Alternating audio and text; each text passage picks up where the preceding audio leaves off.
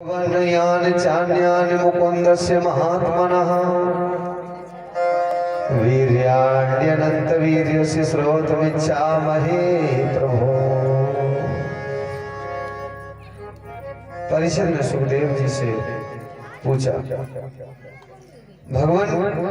भगवान तो प्रेम और मुक्ति के दाता हैं। परब्रह्म परमात्मा श्री कृष्ण की शक्ति अनंत है, इसलिए उनकी माधुर्य और ऐश्वर्य से भरी लीलाएं भी अनंत है। हरे अनंत, हरि कथा अनंता। अब हम उनकी दूसरी लीलाएं जिनका वर्णन आपने अब तक नहीं किया है वो श्रवण करना चाहते हैं। जो वाणी भगवान के गुणों का गान करती है वही वास्तव में सच्ची वाणी है, और वे ही हाथ सच्चे हैं जो भगवान की सेवा के लिए उठते हैं। वही मन सच्चा है जो भगवान में लगा है। वो जिह्वा किस काम की? जीव सो दादुर जीव समाना। वो जीव मेढक की जीव के समान है जो व्यर्थ की बातों में टर टर लगी रहती है। वो नेत्र किस काम के हैं? वो नेत्र सफल नहीं है जो भगवान का दर्शन नहीं करते। और वो हाथ की शोभा किससे है? भगवान की पूजा करने से, दान देने से। एक व्यक्ति हो जिसके हाथ अंगूठियों से भरे हो, बहुत सोने के आभूषण पहने हो, वो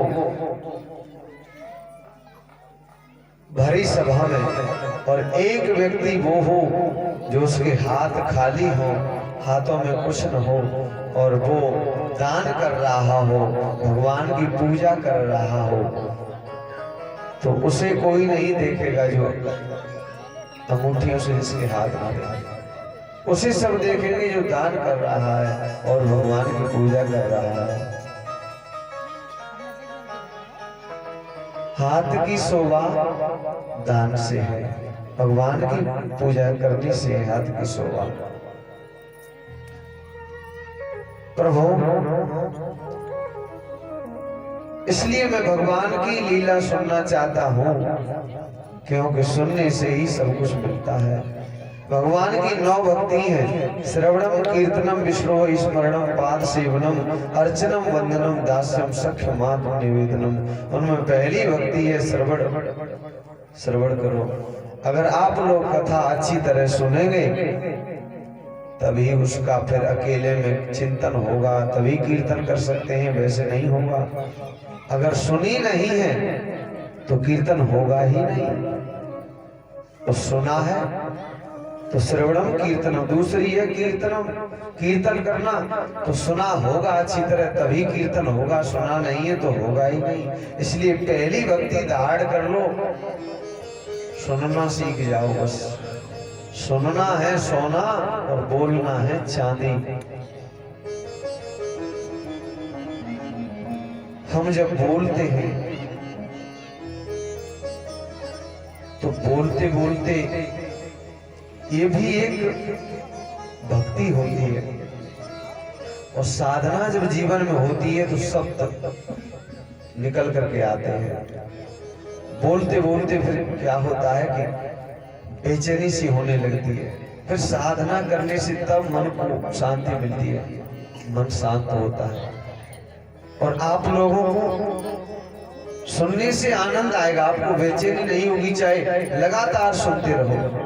लेकिन बोलने वाला अगर समय निकाल करके ध्यान न करे, भजन न करे, तो वो बोल नहीं पाएगा अच्छे ढंग से। और अगर जो ध्यान साधना नहीं करता है, अगर वो बोलता भी है तो शब्दों में वो रूखापन होता है, मिठास नहीं होता है। शब्दों में रूखापन रहता है। और सुनने वाले के लिए कोई दिक्कत नहीं। तो सुनने वाला जब पहले सुन लेगा ढंग से तब वो, और जो सच्चा श्रोता होगा वही श्रेष्ठ वक्ता बन सकता है। जो सच्चा श्रोता होगा, जो सुनने में निपुण होगा, वही श्रेष्ठ वक्ता बन सकता है। और जो सुनने में निपुण नहीं है, सुनने की भक्ति नहीं है, श्रवण भक्ति नहीं है, तो वो कीर्तन कर नहीं सकता है, कीर्तन होगा नहीं। तो भगवान की चर्चा जो है वो करते रहना है। सुखदेव जी कहते हैं, परीक्षित कृष्णस्यासीत सखा कश्चित् ब्राह्मणो ब्रह्मवित्तम विरक्तेन्द्रियार्थेषु प्रशांतात्मा जितेन्द्रियः। परीक्षित, एक ब्राह्मण भगवान श्री कृष्ण के परम मित्र थे। वे बड़े ब्रह्मज्ञानी, विषयों से विरक्त, शांत चित और जितेंद्रिय थे। वे प्रसुदामा वसत हैं सदा आपने धाम, भिक्षा कर भोजन करे, ये जपे हरि नाम।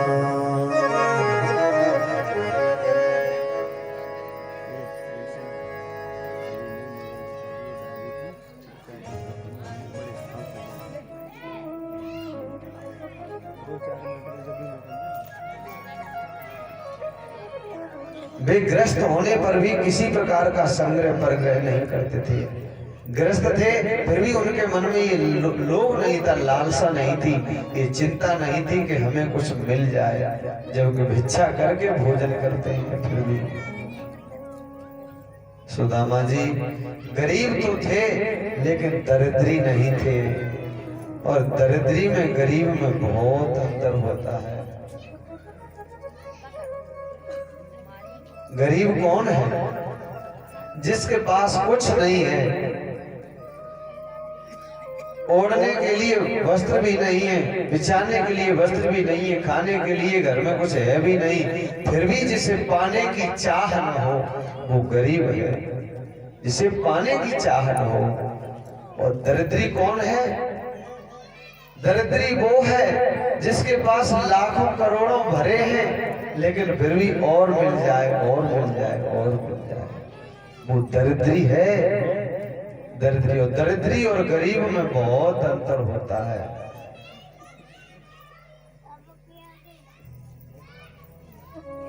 कोवाब दरिद्रो हे विशाल तृष्णा। दरिद्री वही है जिसकी तृष्णा बढ़ी है, और मिल जाए, और मिल जाए। और तृष्णान जीर्णा वैमेव जीर्णा।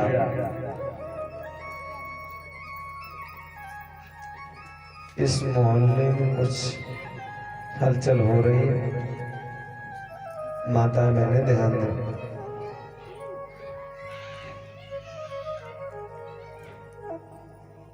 शांत होके सुनो, कथा बड़ी अच्छी है। कोवाब दरिद्रो हे विशाल तृष्णाम, यानी जिसकी तृष्णा ज्यादा बढ़ी हुई है, मिल चाहना है, और चाह मिल जाए, और मिल जाए।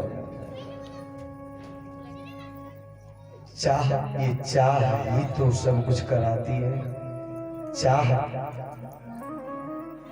चाह मिटी चिंता गई मनुआ बेपर वाह। चाह जब चली जाती है, चिंता मिट जाती है, मनवा बेपरवाह हो जाता है, मस्त हो जाता है। लेकिन चाह ये मिल जाए, वो मिल जाए, ये कामनाएं हैं, ये कामनाएं। देखिए कामनाओं, ये कांटे हैं, हम चुभा लेते हैं अपने। जैसे कि मकान नहीं है तो सोचते हैं कि एक मकान बन जाए। अब मकान बन जाए, ये कांटा चुभ गया हमारे अंदर। ध्यान देना, मकान बन जाए, ये कांटा चुभ गया हमारे अंदर। अब जब तक मकान नहीं बन जाएगा तब तक चैन नहीं पड़ेगा। और अब मकान बन गया तो ये कांटा निकल गया तो कुछ दिन आराम मिला। अब बोले हैं, अब सोच रहे हैं कि मकान तो है लेकिन शहर से थोड़ा दूर है तो गाड़ी होती तो ठीक रहती। अब दूसरा कांटा चुभ गया, दूसरा कांटा चुभ गया, मकान हो गया फिर भी दूसरा कांटा चुभ गया। अब फिर चैन नहीं है। अब गाड़ी भी मिल गई, अब गाड़ी मिल गई तो सोचते हैं कि अब तो कुछ और साधन होने चाहिए, फिर वो साधन मिल जाते हैं, फिर सोचते हैं और होना चाहिए, और मकान बन जाता है, सोचते हैं मकान तो ठीक है लेकिन थोड़ा एसी लगी होनी चाहिए, एयर कंडीशन होना चाहिए, गर्मी लगती है। तब मकान न होने की चिंता थी, अब मकान हो गया तो वो एसी होनी चाहिए। ये कामना का कांटा चुभ गया, और ये कामनाओं के कांटे ही तो हैं जो हमें दुखी कर रहे हैं। एक कांटा निकला तो दूसरा चुभ गया, एक निकला तो दूसरा चुभ गया। चाह आनों से पैसों में आती रही, चाह पैसों से रुपया बनाती रही, चाह रुपयों से नोट बनाती रही, चाह नोटों से कोठी बनाती रही, चाह कोठी में मोटर मंगाती रही, चाह मोटर से होटल में जाती रही, चाह होटल में बोतल खुलाती रही, चाह क्या क्या न करती कराती रही, चाह पाली जिन्होंने वो पीले हुए, चिंता में पीले हो जाते हैं, चाह पाली जिन्होंने वो पीले हुए, और चाह छोड़ी जिन्होंने वो रसीले हुए। चाह जड़ से लगी धन से पैसे से, चाह जड़ से लगी जी जरा हो गया, चाह हर से लगी जी हरा हो गया। चाह उनकी हमको हरदम चाहिए, अगर वो हमको चाहें फिर और क्या चाहिए। जो सबको देने वाला है वो अगर हमें चाहे तो फिर और क्या लोगे, और क्या चाहिए। इसलिए दरिद्री वो है जिसकी तृष्णा बढ़ गई है। तृष्णा न जीर्णा वयमेव जीर्णा, और तृष्णा कभी बूढ़ी नहीं होती है, हम बूढ़े हो जाते हैं। भोगम न भुक्ता वयमेव भुक्ता, भोगों को हम नहीं भोगते बल्कि भोग हमें भोग लेते हैं। खूब रसगुल्ला खाए, रसमलाई खाई और बन गई शुगर। डॉक्टर ने कहा मेरे पास आना तो परहेज करना, और परहेज अगर बिगाड़ा, चुपड़ी रोटी भी खाई तो मेरे पास मत आना। अब खा के दिखाई दे तब बता दो। आज भी है वो तो चुपड़ी, वो रसगुल्ला आज भी है, छेना आज भी, वो तो जैसे का तैसा है, लेकिन क्या हम वैसे रहे। अब बताओ रसगुल्ला का स्वाद हमने लिया कि रसगुल्ला ने हमारा स्वाद ले लिया। लोग कहते हैं बड़ा मजा आया जिंदगी में। अरे मजा तो जैसे का तैसा रहता है, लेकिन हम बूढ़े हो जाते हैं फिर चीज वही है। मजा तो जैसे का तैसा, अपने बेटे नाती पोते आए वो भी यही कहेंगे, लेकिन मजा हमने नहीं लिया, मजा हमको ले गया। हम नहीं रहे वो। अब सब चीज वो ही है, पर यही काजल जब उम्र नई होती है तो आंखों में कितना जचता है, अच्छा लगता है। लेकिन यही जब बुढ़ापा आ जाता है तो फिर काजल अच्छा लगता है नहीं, अच्छा लगता, फिर ये शोभा नहीं देते, अच्छा नहीं लगता है कुछ। फिर तो भोगों को हमने नहीं भोगा बल्कि भोगों ने हमें भोग लिया। ये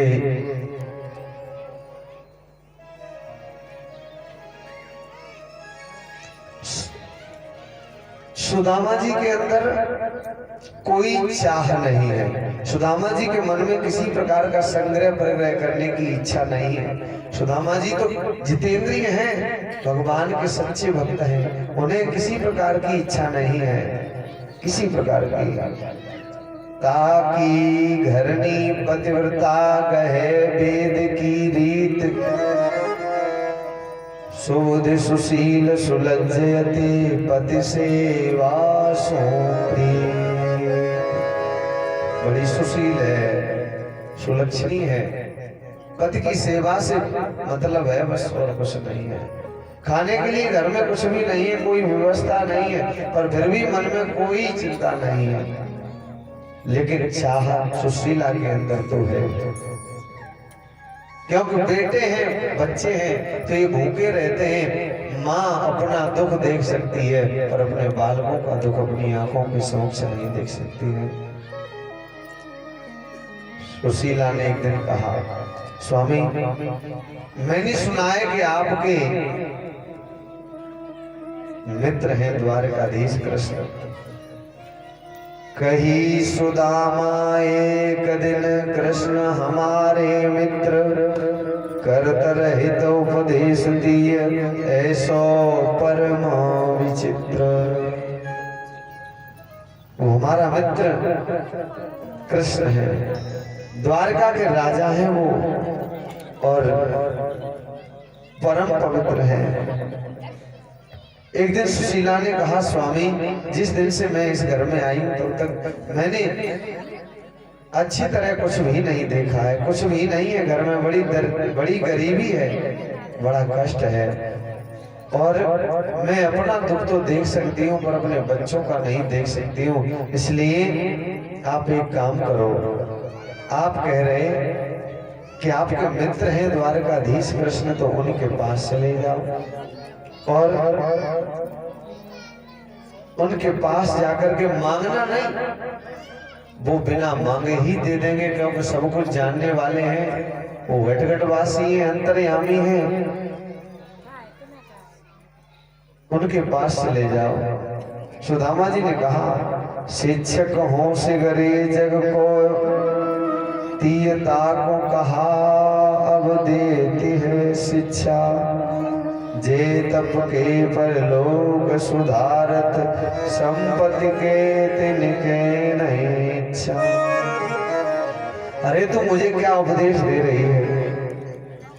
यहाँ कोई इच्छा नहीं है, किसी चीज की कोई कामना नहीं है, और कृष्ण के पास चला जाऊं कुछ चाहने की नीयत से, कुछ चाहने के लिए, कुछ लेने के लिए चला जाऊं। देवी भले ही मांगो नहीं, फिर भी मांगना मन में तो है, कामना भले ही मैं मांगू नहीं पर कामना मन में तो है, इसलिए मैं कैसे जाऊं? सुशीला ने ज्यादा कहा, जिद की नहीं स्वामी चले जाइए। तब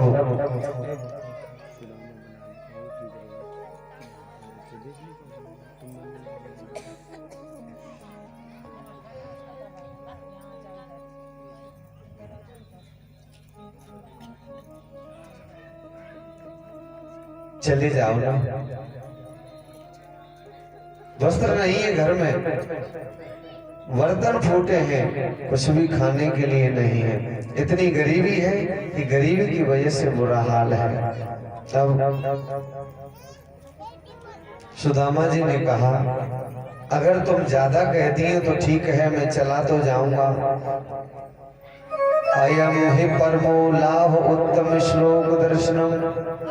चलो इस बहाने चला जाऊंगा तो भगवान के दर्शन ही हो जाएंगे, लेकिन खाली हाथ कैसे जाऊं? कुछ भेंट के लिए तो होना चाहिए, तो भेंट के लिए कुछ दे दो।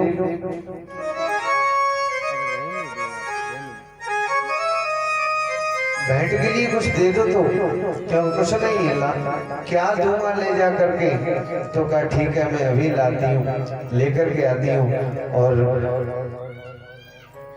सुशीला गई दूसरे के घर, वहां मांगा जाकर के थोड़े से चावल टूटे हुए मिल गए, फिर दूसरे घर गई, ऐसे कई घरों से इकट्ठे करके लाई, और उसने एक वस्त्र में बांध दिए 4 मुट्ठी चिवड़े चावल, या चित्वा चतुरो मुष्टीन विप्रान पृथक तंडुलान। 4 मुट्ठी चावल उसने एक वस्त्र में बांध दिए और सुदामा जी को दे दिए।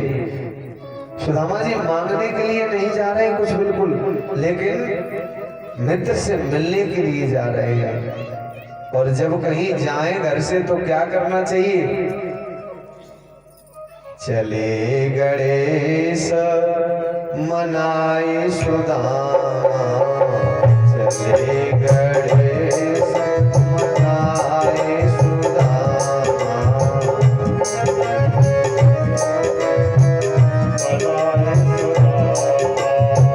चले गणेश मनाए सुदामा, सगुण सजनय अभिरामा, हरे सगुण सजनय अभिरामा।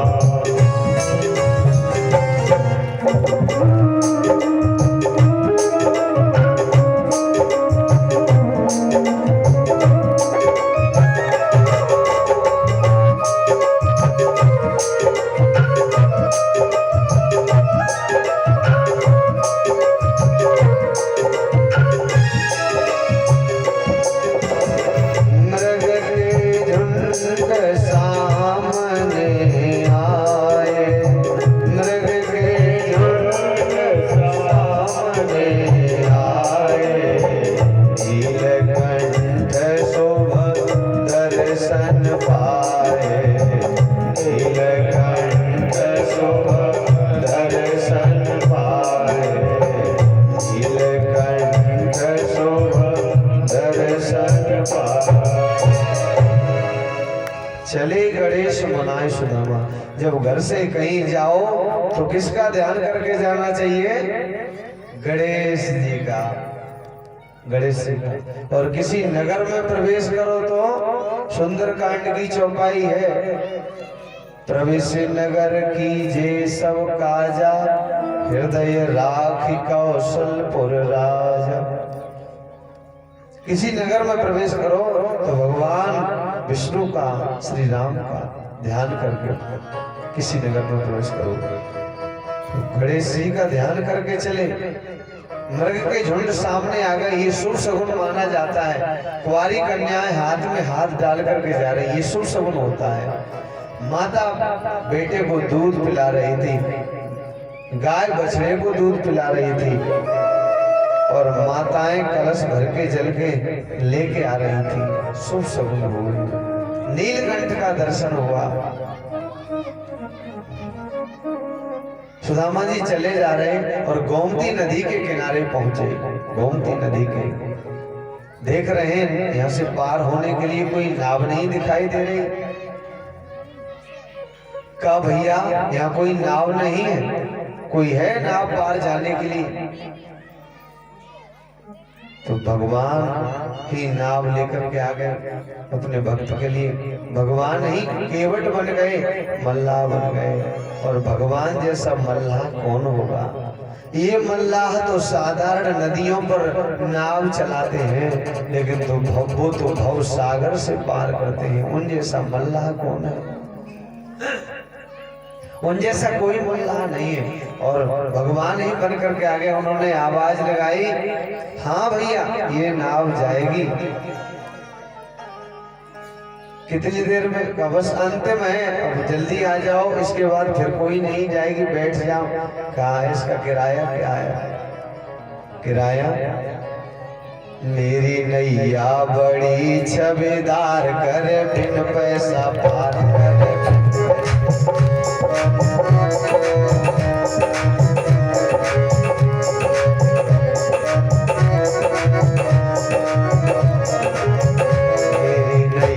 बड़ी छबेदार कर, बिन पैसा पार कर, बिन पैसा पार कर, बिन पैसा पार।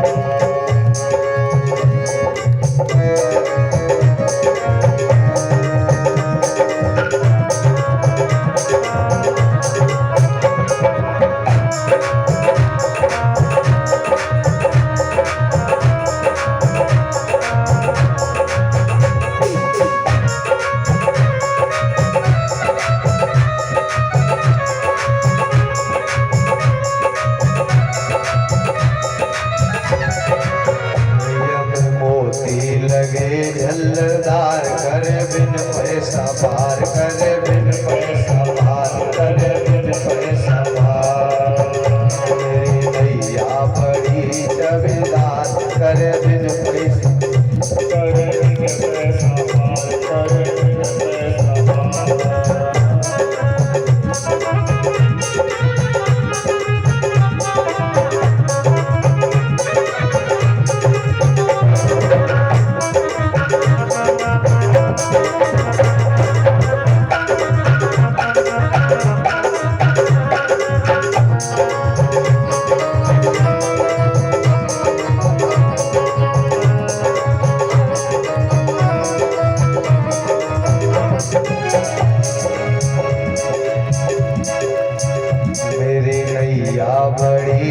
रविदार करे बिन पैसा पार करे बिन पैसा पार करे बिन पैसा पार करे बिन पैसा पार। भैया बिना पैसा के पार करती है नाव। और हार हृदय से जी की तरफ से आए भगवान सुख शांति भक्ति विद्याधन से भरपूर करे। बिन पैसा के पार करती है नाव, आओ बैठ जाओ। का सच में और क्या मैं झूठ कह रहा हूँ? अरे बिना पैसा के पार करती है, केवल भगवान नाम ले लो बस, तो ठीक है। और सुदामा जी बड़े प्रसन्न हो गए, बैठ गए नाव में और पार हो गए गोमती नदी से। रास्ते में जा रहे थे, तरह तरह के विचार आ रहे थे मन में, पता नहीं बहुत दिन हो गए, बचपन में साथ साथ पढ़े थे, अब पहचानेंगे कि नहीं पहचानेंगे। क्योंकि जब ज्यादा दिन हो जाते हैं तो कोई नहीं पहचानता है। अब तो तब से बहुत दिन बीत गए, कितने दिन हो गए। और सुदामा जी रास्ते में जा रहे थे, भगवान से प्रार्थना करते जा रहे थे, प्रभु मैं आपकी नगरी में आ रहा हूँ, आपके पास आ रहा हूँ और मुझे पहचान लेना, मुझे पहचान लेना, आपकी नगरी में आ रहा हूँ मैं। तेरे सुनो बनवारी, तेरे सुनो बनवारी, हो रही मेरी ख्वारी। तेरे सुनो बनवारी, हो रही मेरी ख्वारी, हो रही मेरी ख्वारी है अब ओ मेरे दिलदार। ये दुखों का मारा है तेरे बचपन का यार, ये दुखों का मारा है तेरे बचपन का यार। तेरे सुनो बनवारी, हो रही मेरी ख्वारी, हो रही मेरी ख्वारी है अब ओ मेरे दिलदार। ये दुखों का मारा है तेरे बचपन का यार, ये दुखों का मारा है तेरे बचपन का यार। मैं आ रहा हूँ प्रभु, आपके दर पर पहचान लेना। और सुदामा जी थक गए तो एक वृक्ष के नीचे लेट गए, एक वृक्ष के नीचे, और कहा जब थकान दूर हो जाएगी तब चलेंगे। लेकिन भगवान की माया, कलश वाली कन्या बाहर आ जाएगा, जब थकान दूर हो जाएगी तब जाएंगे। सुदामा जी लेट गए वृक्ष के नीचे, लेकिन भगवान की योग माया ने उन्हें उठा करके द्वारका के ही नजदीक पहुंचा दिया, द्वारका के पास ही पहुंचा दिया। और सुदामा जी जब द्वारका के नजदीक पहुंचे, द्वारका के पास पहुंचे, पूछा ये कौन सा नगर है? कहा ये द्वारका है। द्वारका, और द्वारका कैसी बनी है? सोने की बनी है, सोने की, बड़ी सुंदर नगरी है। दीठ चका चौंध गई देखत सुवर्णमयी, एकत सरस एक द्वारका के भवन है। भवन माने भवन, एक देख सुंदर द्वारका के भवन बने हुए हैं, बड़े सुंदर सोने के। पूछे बिन को कहूँ काहू सोन करे बात, और बिना पूछे कोई किसी से बात नहीं करता। पहरेदार भी खड़े हैं तो ऐसा लग रहा है ऐसे मंदिर में मूर्तियां बैठी हैं। सुदामा जी ने कहा ध्यान देना आप लोग, ध्यान देना, सोने की बनी है द्वारका, अगर बिना पूछे कोई किसी से बात नहीं करता है, और द्वारपाल भी खड़े हैं, तो ऐसा लग रहा है बिल्कुल चुपचाप मौन खड़े हैं, ऐसा लग रहा है मानो ये मूर्तियां हैं, मूर्तियां मंदिर की। अब सुदामा जी ने सोचा क्या करूं, इनसे पूछूं, यहाँ और तो कोई दिखाई नहीं दे रहा है। किससे पूछूं? अब पूछूं तो तब, लेकिन ये पता ही नहीं है कि ये मंदिर की मूर्तियां हैं कि पहरेदार है। लेकिन सुदामा जी को एक उपाय सूझा, चेक करके देख लेता हूँ। सुदामा जी पर लाठी थी, उन्होंने कहा अगर मूर्ति होगी पीतल की तो खन बोलेगी, और मिट्टी होगी तो मिट्टी की होगी तो धप करेगी, और आदमी होगा तो कूद जाएगा, अपने यहाँ बताएगा। सुदामा जी ने लाठी लेके जैसे ऐसे की, पहरेदार एकदम उचक गया। अच्छा अच्छा ठीक है, ये तो सचमुच की है, सचमुच है। भैया ये कौन सा नगर है? का द्वारका है। का द्वारका कहाँ? का तो श्री कृष्ण की महल कहाँ है? यहाँ पर कहाँ से आए हो? क्या मैं ब्राह्मण हूँ और कांचनपुर से आया हूँ। अच्छा, कहाँ जाना चाहते हो? क्या मुझे द्वारकाधीश से मिलना है, कृष्ण से मिलना है। आपका उनसे क्या रिश्ता है? आपकी क्या जान पहचान है? का पहचान? वो हमारे बचपन के मित्र हैं। बचपन के मित्र कैसे हो सकते? ऐसा कैसे हो सकता है? अरे कहाँ वो राजा है और आप तो एक भिखारी जान पड़ते हैं। आपके ये फटे वस्त्र हैं, ऐसी शकल सूरत है आपकी, और आप कह रहे हैं मित्र हैं। ये बराबरी तो दिखाई नहीं देती। मित्र तो बराबर के होते हैं, और यहाँ तो किसी बात में बराबरी नहीं है। का क्या करें? हम अपने कर्म के कारण गरीब हो गए और वो राजा बन गए। जा भैया सूचना कर दे, मेरे मित्र को बता दो कि सुदामा आए हैं।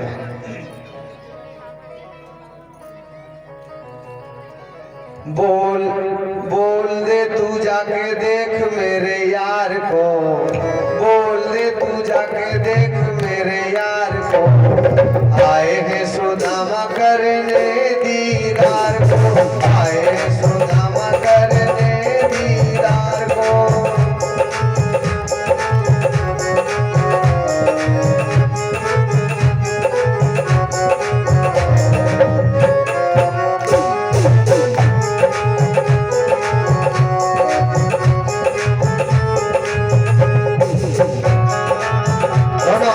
ताली बजाते हुए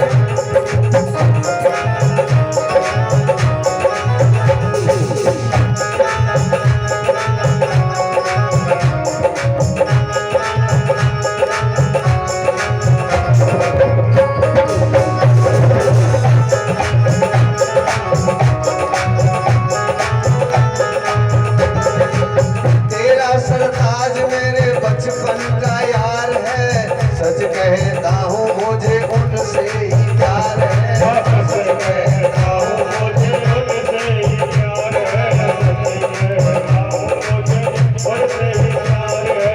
तेरा सरताज मेरे बचपन का यार है, सच कहता हूँ मुझे उनसे ही प्यार है, सच कहता हूँ मुझे उनसे ही प्यार है, सच कहता हूँ मुझे उनसे ही प्यार है।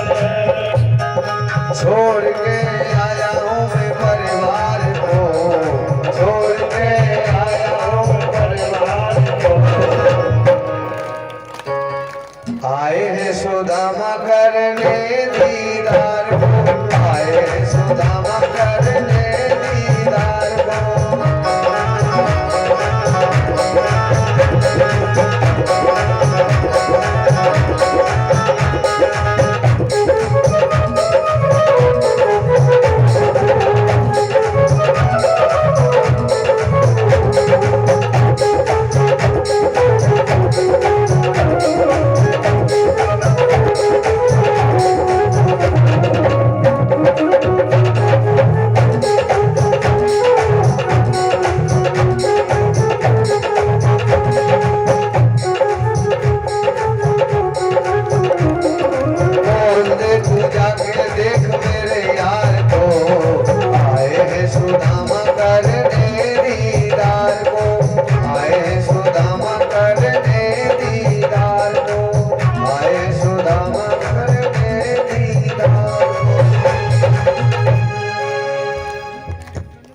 देना सुदामा नाम का ब्राह्मण आया है, आपका मित्र है, वो आपको अपना मित्र बता रहा है।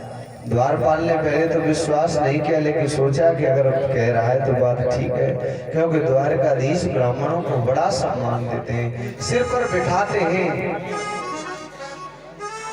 द्वारकाधीश ब्राह्मणों को बहुत सम्मान देते हैं, इसलिए अगर कहीं इसका इन ब्राह्मण देवता का अगर अपमान हो गया तो दंड मिलेगा। द्वारकाधीश का ये कड़ा नियम है कि ब्राह्मण का अगर अपमान हो गया द्वारका में तो उस आदमी को मृत दंड दिया जाता है, नहीं बचेंगे वो। अब द्वारपाल चला और द्वारपाल ने भगवान को जाकर के कहा, शीस पगा न जगातन में प्रभु जाने को आए बसो के ग्राम। शीस पगा न जगातन में प्रभु जाने को आए बसो के ग्रामा। धोती पठी सी लटी दुपटी अर पायो पान के नए सामा। धोती फटी सी लटी दुपटी अर पायो पान की नए सामा। द्वार खड़ो दुज दुर्बलेक, द्वार खड़ो दुज दुर्बलेक, रयो जग शोभ सुधाय विरामा। पूछत दीन दयाल को धाम, बतावत आपन नाम सुदामा।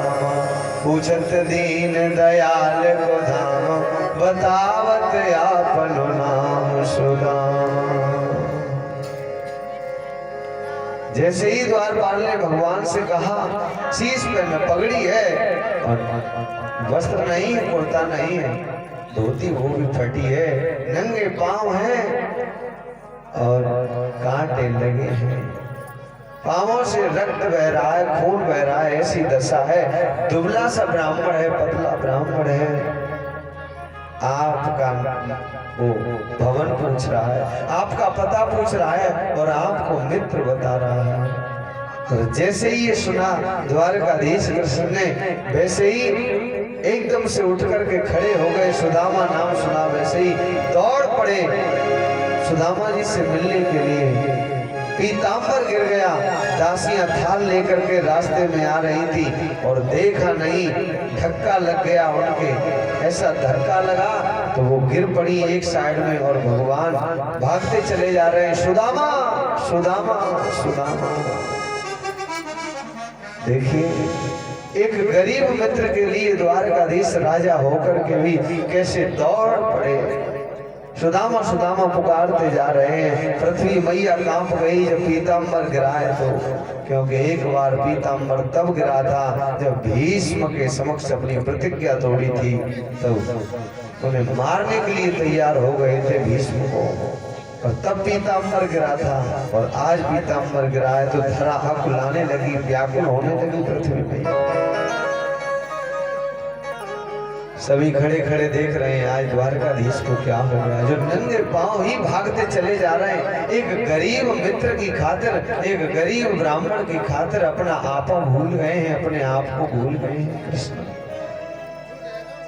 सुदामा जी इधर सोच रहे थे कि अब नहीं आएगा, वो लौट के चलने लगे थे। आवाज लगाई, मित्र कहाँ जा रहे हो सुदामा? मुड़ करके देखा है, आंखों में आंसू आ गए। सुदामा ने दोनों बाहें फैला दी और कृष्ण ने इधर से अपनी बाहें फैला दी। दोनों दौड़े एक दूसरे की तरफ को, दोनों में किसी ने ये नहीं जान पाया पहले कौन मिला है, क्योंकि प्रेम दोनों तरफ से बराबर था। जिसकी तरफ से कम होता है वो झिझकता है, देर से मिलता है, मिलने में देरी करता है, लेकिन प्रेम दोनों तरफ से बराबर था। इसलिए दोनों एक साथ दौड़े और लिपट गए एक दूसरे से। द्वारपालों ने देखा, द्वारका वासियों ने देखा, समस्त प्रजावासी खड़े खड़े देख रहे हैं। धन्य है इनकी मित्रता को, धन्य है ऐसी मित्रता। ऐसी मित्रता आज तक हमने कभी नहीं देखी, जो एक राजा होकर के भी गरीब का इतना सम्मान, गरीब को गले से लगा लिया। ये कैसा मैला कुचेला ब्राह्मण है, फिर भी ये नहीं देखा कि मेरे वस्त्र गंदे हो जाएंगे। और द्वारकाधीश कैसे रो रहे हैं। सबने जो वहां थे उन्होंने आज हाथ में हाथ मिला करके कहा, आज हम ये प्रतिज्ञा करते हैं कि आज के बाद हम भी ऐसी ही मित्रता निभाएंगे। सबने एक दूसरे के हाथ को पकड़ा और ऐसी ही मित्रता निभाने का वचन दिया एक दूसरे को। सुदामा जी को द्वारकाधीश लेकर के गए अपने महल में, और जो अपना वाला स्थान था, एकांत जिस जगह कोई नहीं बैठता था, वहीं सुदामा जी को बिठा लिया।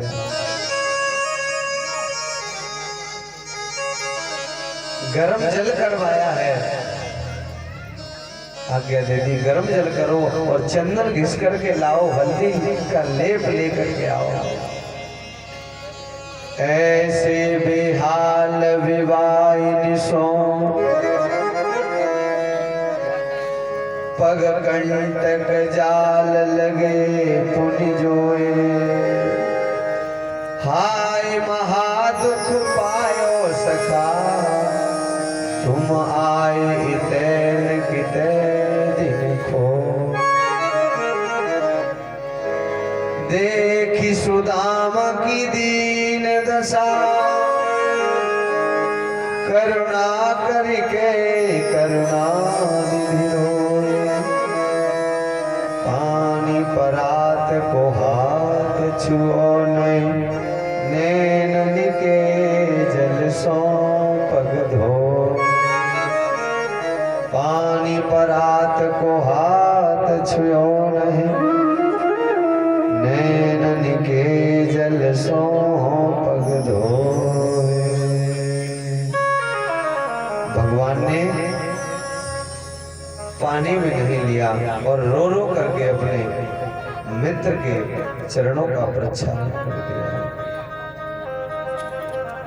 श्री कृष्ण ने कहा, द्वारकाधीश ने कहा, मित्र अरे आपकी ऐसी दुर्बल दशा हो रही, आप इतने कमजोर हो गए, जब गरीबी आ गई थी घर में तो यहाँ क्यों नहीं आए? इतने दिन कहाँ रहे थे? मिलने चले आते।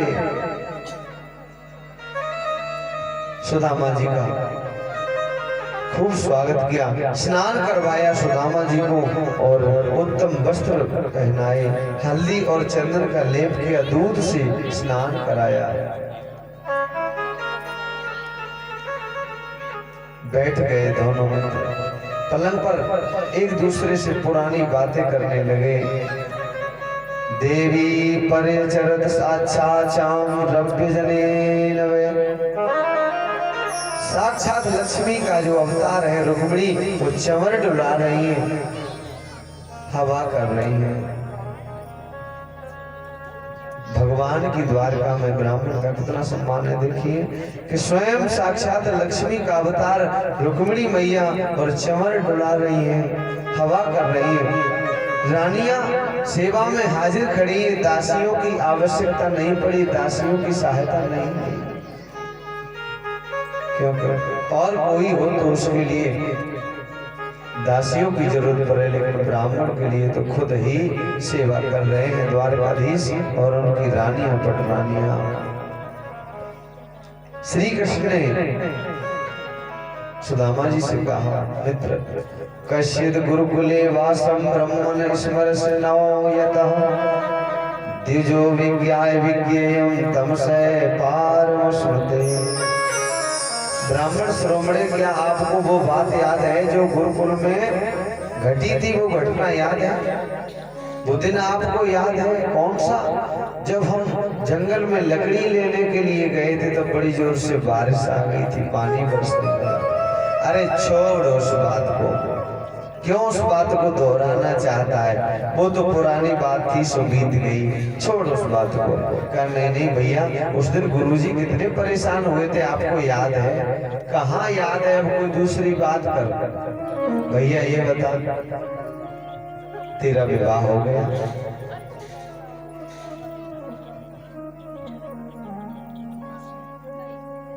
भगवान कृष्ण ने कहा मेरा तो हो गया, मैं बाद में बताऊंगा, पर आप बताओ पहले आपका विवाह हो गया? सुदामा जी बोले हाँ विवाह तो हो गया। क्या विवाह में कोई गड़बड़ हो गई?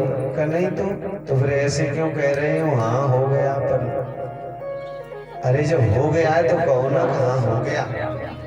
कहा हाँ ऐसे ही कह रहा हूँ। क्या तो आपने मुझे अपने विवाह में बुलाया नहीं? क्या करें पिताजी, चल बसे तो गरीबी में विवाह हो गया और जल्दी में ही हो गया, इसलिए बुला नहीं पाया। अच्छा तू बता कृष्णा, तेरे विवाह हो गए? कि हाँ विवाह हो गया मेरा। क्या तो तूने दर्शन नहीं करवाया? ये देख रही हो ना चमड़ डोरा रही है, यही तो है। ये कहा लाला जोड़ी बड़ी अच्छी है। कहा और ये पास में है वो कौन है? का ये भी का क्या दो विवाह कर लिए? का क्या बताओ? और ये उनके पास में खड़ी वो भी और वो पास में वो भी। अच्छा तो 10-20 विवाह कर रखे। भगवान बोले 10-20 अभी दिखाई देता हूँ। और सभी से रानियों से पटरानियों से कहा भगवान ने ब्राह्मण देवता के चरण स्पर्श करो और आशीर्वाद लो। अब सुदामा जी के चरण स्पर्श करते जा रही है, सभी आशीर्वाद देते जा रहे हैं। 50, 100, 200 आई। उसके बाद में सुदामा जी बोले लाला अरे तू अपनी पत्नी को केवल घर घर के लोगों को आशीर्वाद दिलवा दे, तब पूरी द्वारका के लोग ये क्यों बुला लिए? ये पूरी द्वारका की स्त्रियां क्यों बुला लिए? कहा ये घर के ही तो हैं, द्वारका की स्त्रियां नहीं है। कहा ये सब घर की? कि हाँ अच्छा तो क्या 400-500 का? 400-500 नहीं है, हजारों की गिनती है। कि अच्छा हाँ तो कहा ठीक है, मैं तो थक गया आशीर्वाद देते देते। अब तू ऐसा कर, ये तेरी धर्म पत्नी और तू सबका मालिक, तू इकट्ठा सबका ले ले आशीर्वाद और बांट देना। का ठीक है भैया। और पुरानी वार्ता हुई एक दूसरे में, कितने दिन के बाद मिले हैं मित्र। अब सुदामा जी जो चावल लेके आए हैं, देखिए कपट नहीं था, कपट से नहीं छुपा रहे थे। सुदामा जी जैसे भक्त के अंदर कपट हो ही नहीं सकता, ये आप खुद जान सकते हैं कि भक्तों में इतने श्रेष्ठ भक्त हैं तो फिर कपट वहां हो सकता है क्या? ये तो हमें खुद ही विचार लेना चाहिए। सुदामा जी कपटी नहीं थे, सच्चे भक्त थे भगवान के, सच्चे मित्र थे, सच्चे प्रेमी थे। और वो छुपा रहे हैं कि मैं सबके समक्ष कैसे दूंगा, ये टूटे हुए चावल है, टूटे हुए तंदुल है। भगवान ने कहा भैया भाभी ने कुछ भेजा है? कि भाभी के पास क्या रखा था सो तुझे भेज देते। ऐसा नहीं हो सकता, भले ही घर में कुछ नहीं होगा फिर भी भाभी ने कुछ न कुछ तो भेजा होगा। अरे कुछ नहीं भेजा। नहीं भेजा तो होगा। अरे मैं कह रहा हूँ नहीं भेजा। नहीं भैया भेजा तो जरूर है। नहीं भेजा, मैं सही कह रहा हूँ। पीछे को हाथ ऐसे करने लगे, छुपाने लगे पोटली। भगवान बोले नहीं भेजा है तो ये हाथ काहे को सिकोड़ रहे हो, पीछे को हाथ छुपा रहे? नहीं वो वैसे ही छुपा रहा हूँ, लगता है कोई चोरी है। सुदामा जी बोले कैसी चोरी? कारे चोरी नहीं होती तो फिर हाथ क्यों ही सिकोड़ रहे हो? इसके अंदर क्या है, क्या दवाएं हो? अरे कुछ नहीं, वैसे ही इसमें दर्द हो रहा है इसलिए। तो लाओ मैं दबा दूं इसे। नहीं दबा अरे हम तो उसे चढ़ दाब रहे हैं आपके, हमें पता होता कि आपके इस भुजा में दर्द हो रहा है तो हम भुजा ही दाब देते पहले से, कहना ही नहीं वो ठीक हो जाएगी। और बदली पोटली इधर कर दी सुदामा जी ने, कल ले ज्यादा कहता है तो दबा दे इस बाजू को जो दर्द हो रहा है। अब दबाने लगे। अब इसको सुदामा जी ऐसे किए हैं जैसे इसमें दर्द हो रहा है, तो भैया इसमें भी दर्द हो रहा है, इसमें नहीं हो रहा है, इसमें ही हो रहा था बस। भगवान ने कहा मुझे अपने भक्त को कुछ देना है, और जब तक भक्त मुझे कुछ समर्पण नहीं करेगा,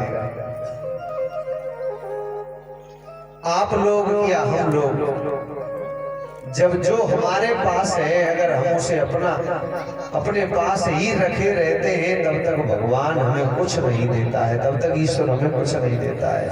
आपके पास जो भी हो वो भगवान को अर्पित कर दो तो भगवान दे देता है सब कुछ। भगवान भी आपको सब कुछ देता है, और भगवान जब आपको कुछ देना चाहता है तो आपसे कुछ पुरुषार्थ भी लेता है, आपसे कुछ लेता है। भगवान ने अपनी प्रतिज्ञा याद दिलाई, पत्रम पुष्पम फलम तोयम यो में भक्त्या प्रेक्षति तदहम भक्त्योपहृतमस्नाम प्रयतात्मनः। भैया जो भी मेरा भक्त पत्र पुष्प फल जल श्रद्धा से मुझे अर्पित करता है तो मैं उस अपने शुद्ध चित्त भक्त का वह प्रेमोपहार केवल स्वीकार ही नहीं करता बल्कि उसका भोग लगा लेता हूं।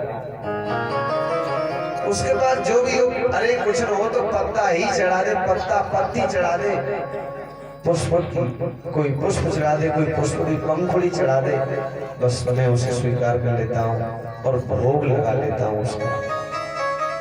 भाव का भूखाऊ में और भाव ही एक सार है, भाव से मुझको भजे तो भव से बेड़ा पार है। अन्न धन और वस्त्र भूषण कुछ न मुझको चाहिए, आप हो जाएं मेरे बस यही मेरा सत्कार है। अन्न धन और वस्त्र आभूषण कुछ न मुझको चाहिए, आप हो जाएं मेरे बस यही मेरा सत्कार है। भाव से मुझको भजे तो भव से बेड़ा पार है। भाव बिन कुछ भी वो देवे मैं कभी लेता नहीं, और भाव से फूल भी दे तो मुझे स्वीकार है। भाव से मुझको भजे तो भव से बेड़ा पार है। भाव बिन सुनी पुकारे मैं कभी सुनता नहीं, और भाव पूरित टेर ही करती मुझे लाचार है।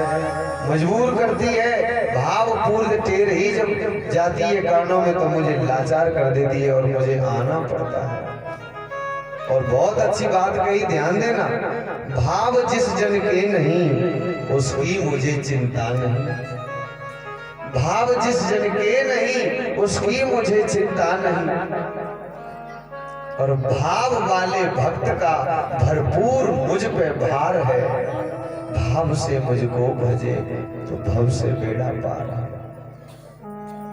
जिसके अंदर भाव है उस भक्त का भगवान पर कर्जा है, भार है उस भक्त का भगवान पर जिसके अंदर भाव है। जो मुझी में भाव रख कर लेता है मेरी शरण, जो मुझी में भाव रख कर लेता है मेरी शरण, उसके और मेरे हृदय का एक रहता तार है। भाव से मुझको भजे तो भव से बेड़ा पार। बांध लेते भक्त मुझको प्रेम की जंजीर में, इसलिए इस भूमि पर होता मेरा अवतार है। भाव से मुझको भजे तो भव से बेड़ा पार। बांध लेते हैं भक्त मुझको प्रेम की जंजीर में, इसलिए इस भूमि पर होता मेरा अवतार है। भक्त जब बांध लेते हैं तब भगवान आते हैं। ये भगवान ने अपनी प्रतिज्ञा सुनाई तो सुदामा जी फिर भी नहीं दे रहे, तो भगवान ने वो खींच ली पोटली, और पोटली लेकर के चावल चावने लगे भगवान। श्री कृष्ण जी के मित्र मिलने सुदामा आए। श्री कृष्ण जी के मित्र मिलने सुदामा आए।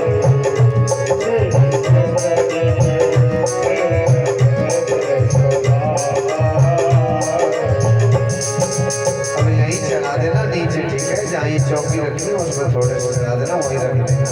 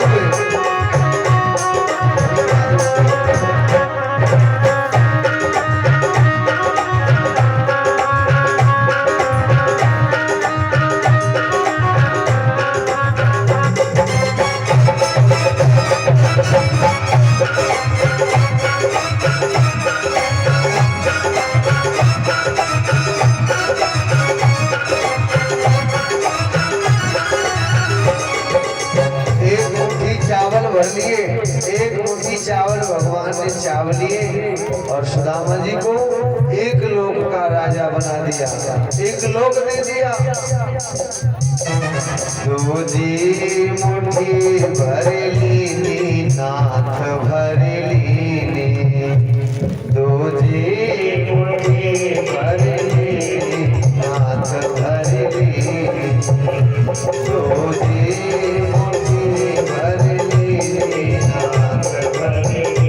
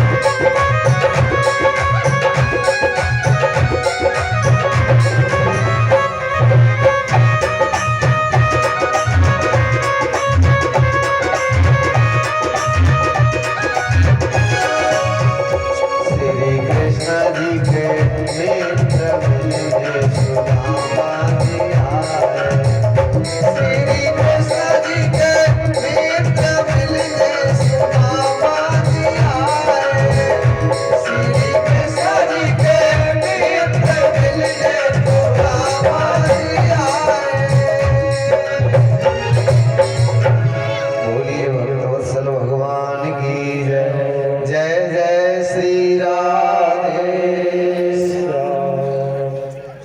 आज भक्त को भगवान ने और माला माल कर दिया।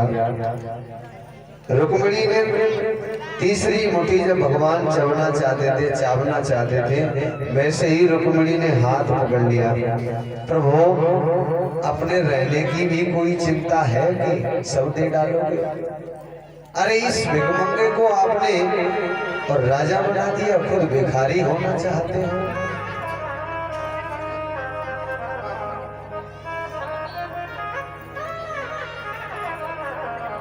बोले दानवीर नृप हरिश्चंद्र लाचार हो गए जीने से, अपनी भी बीती भूल गए, क्या चिन्ह उड़ गया सीने से। अरे इन ब्राह्मणों को ये दे रहे हो, माला माल कर रहे हो। इन्होंने राजा बलि को और हरिश्चंद्र को बड़ा दुखी किया, राजा नरक को बड़ा तंग किया, और इनके पीछे खुद भिखारी होना चाहते हो।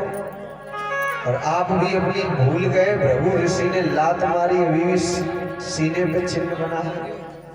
भगवान ने कहा अरे रुक्मिणी नहीं नहीं नहीं, ब्राह्मणों के प्रति ऐसा मत कहो, क्योंकि ब्राह्मण तो मेरे सिर ताज है, मेरे सिर का मुकुट है। अगर ब्राह्मण न होते तो तुम आज मेरे पास नहीं होती। तुम राज्य की ममता में आ गई, मेरे मन की ममता नहीं बुझाने दी तुमने। रस में विष घोल दिया। मैं ये तीसरी मुट्ठी चाव करके सारा कुछ देना चाहता था अपने भक्त को, जिसने मुझे सब कुछ सौंप दिया हो, जो मेरा बन गया हो, उसके लिए मैं क्या छुपाऊं, उसको मैं अपना सर्वस्व दे देता हूँ। जो मेरा हो जाता है उसके लिए राम नाम के साबुन से जो मन का मैल छुड़ाएगा, निर्मल मन के दर्पण में वो राम का दर्शन पाएगा। हर प्राणी में राम रमे है, क्षण भर तुमसे दूर नहीं, देख सके ना जिन आंखों से उन आंखों में नूर नहीं। देखेगा मन मंदिर में जो प्रेम की ज्योत जगाएगा, निर्मल मन के सावन से वो मन का मैल छुड़ाएगा। निर्मल मन के दर्पण में वो राम का दर्शन पाएगा।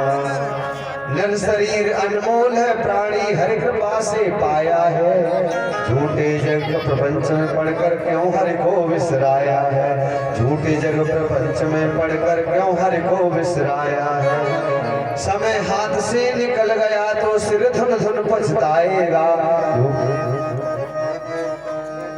समय हाथ से निकल गया तो सिर धुन धुन पछताएगा।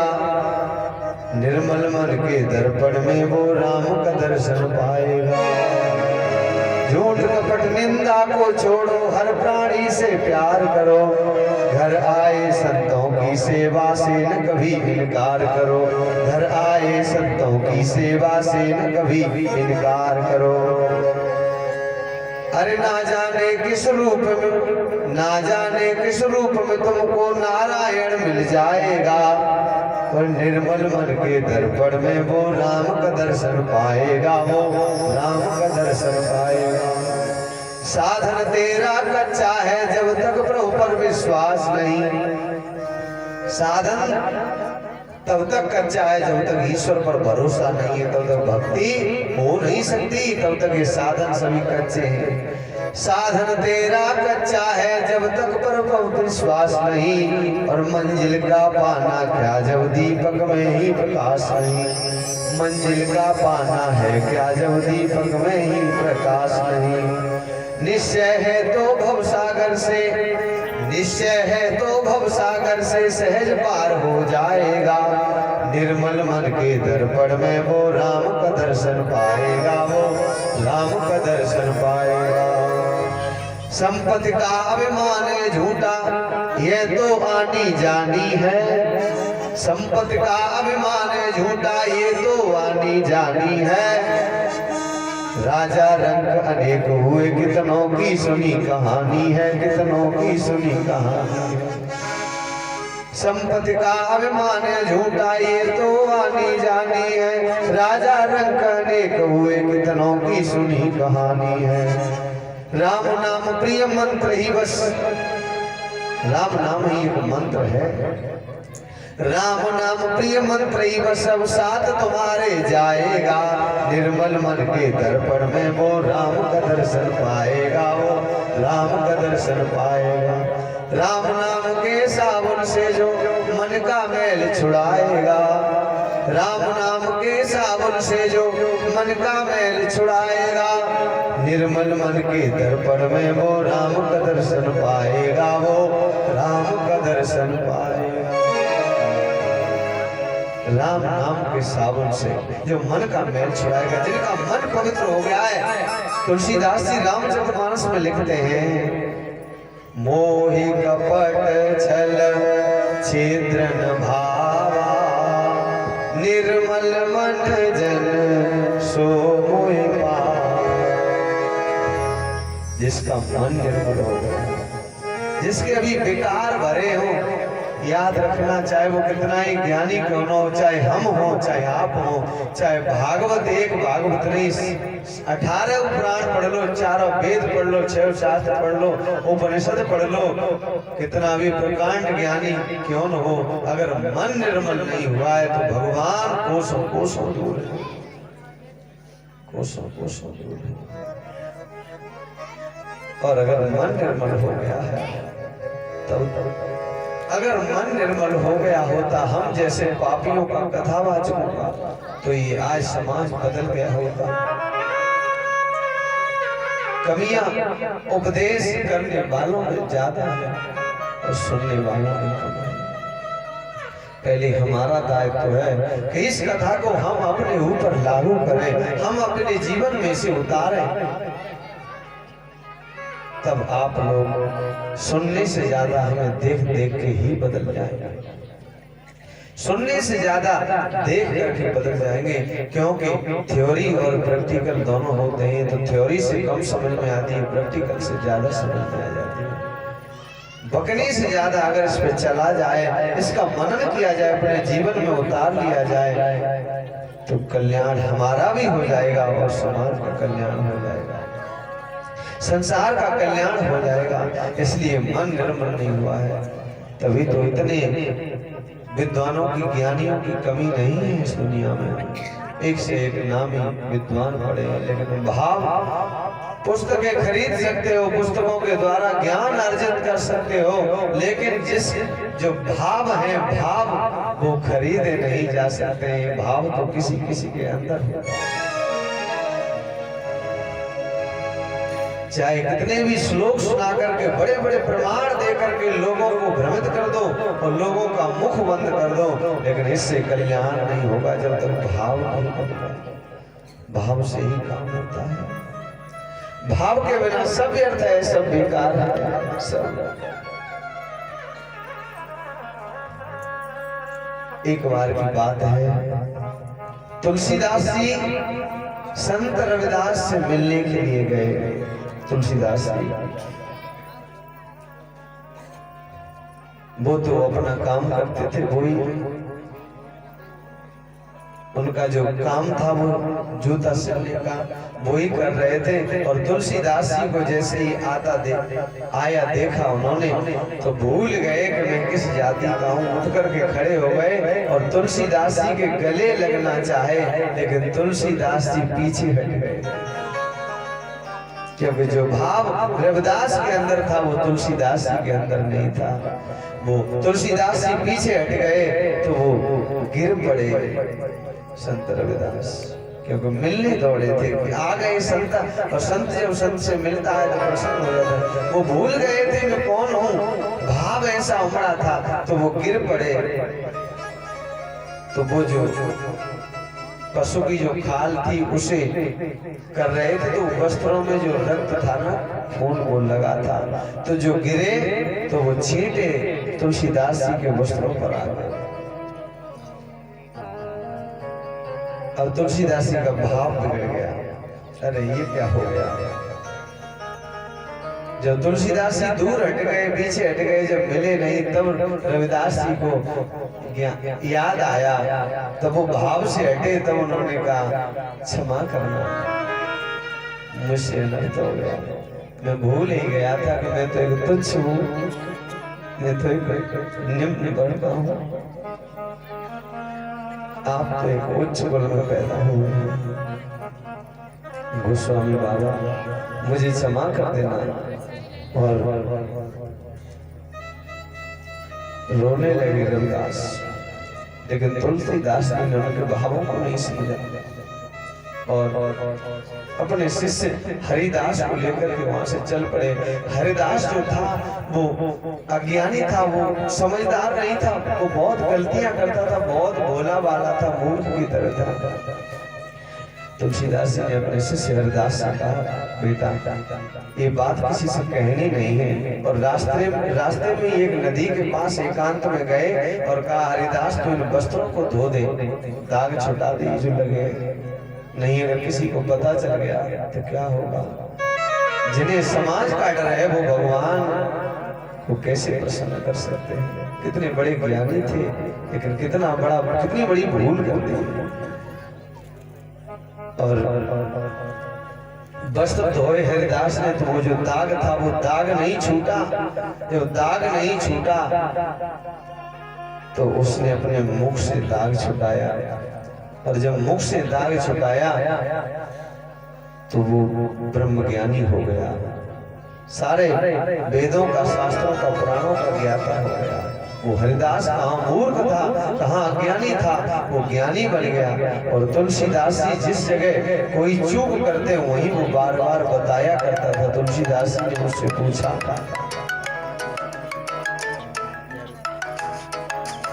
तुलसीदास जी ने उससे पूछा, बेटा हरिदास तूने ये ज्ञान कहाँ से पाया है? कहा, ये ज्ञान